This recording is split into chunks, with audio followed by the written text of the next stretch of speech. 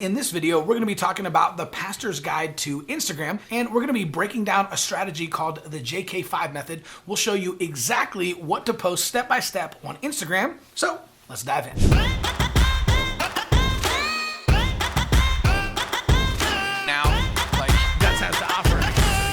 Hey, what's up, y'all? Welcome back. This channel is specifically designed for pastors and church leaders and to help you be more effective at using digital to deliver the life-changing message of Jesus. So let's dive into the pastor's guide to Instagram. And in this, we're going to be talking about the JK5 method. Now, this was actually created by Jenna Kutcher, and this helped her take her Instagram following from 0 to over 1 million followers. So it's really, really powerful. And what we've done is we've actually taken this and adapted it specifically for churches. So let's dive into the pastor's guide to Instagram. All right, so make sure you stick around all the way to the end because we're going to be talking about how to keep your content fresh and exactly what to post every single day of the week. Okay, so the JK5 method. Now, the first thing that you want to do is you actually want to pick 5 categories that kind of represent your church. So for Jenna, when she first did this for her account, she chose marriage, body positivity, photography, fashion, and travel.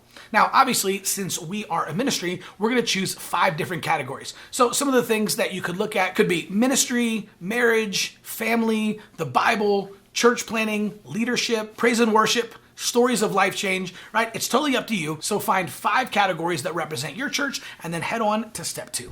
Okay, so let's say that your church's 5 categories are ministry, the Bible, marriage, leadership, and church planning. So what you want to do is you want to do 1 post a day, and you simply want to rotate those 5 categories every single day. So on Monday for ministry, you might post a quote from the Sunday morning sermon. Then on Tuesday for the Bible, you might post a scripture card or maybe a picture of the service with one of your favorite scriptures. Then on Wednesday for marriage, you might post a great marriage book or a marriage tip, or simply ask, hey, when was the last time you had a date night? Then on Thursday, you could post about a leadership principle, or maybe share some of your favorite leadership material. And then on Friday for church planning, if this is something that is near and dear to your heart, maybe your church plants a lot of churches, or maybe you guys give to ARC or some other types of church planting ministries, or you might want to share a really cool story of a church plant that you guys have been supporting, or maybe one of the new campuses that you guys have planted. Then on Saturday, you start back over with ministry. On Sunday, you go back to the Bible, and you literally just rotate this every single day. So you're going to do 1 post a day, and you're just going to rotate your 5 categories. So as you're putting together these posts, you simply want to put it through the ABCDQ test. That's kind of alphabet soup, but it's pretty simple, right? A stands for aesthetic. Is this aesthetically pleasing? Does it look good? B stands for brand. Is this on brand? C is for consistency, right? Is this consistent with everything else that you normally post on your Instagram account? D is for diversity. So is it consistent, but does it look different than some of the other things that you normally post on Insta? And then finally, Q for quality, right? Is this good quality? Is it up to par on what you would normally put out from your church?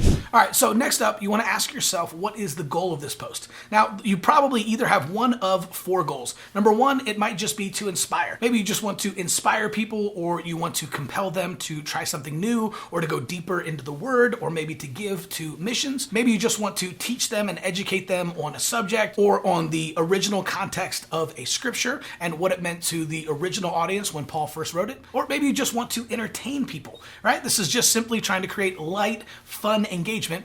Or finally, number 4, getting someone to take action. So maybe you are trying to get someone to plan a visit to your service, or to sign up for your marriage conference, or to attend your next women's event. But almost all of your posts are going to fall into either the inspire, educate, entertain, or take action categories. And now for your caption. Typically, your caption is either going to tell a story where you're going to invite your followers into a story, or you're going to ask them a question. So maybe you're just trying to get engagement.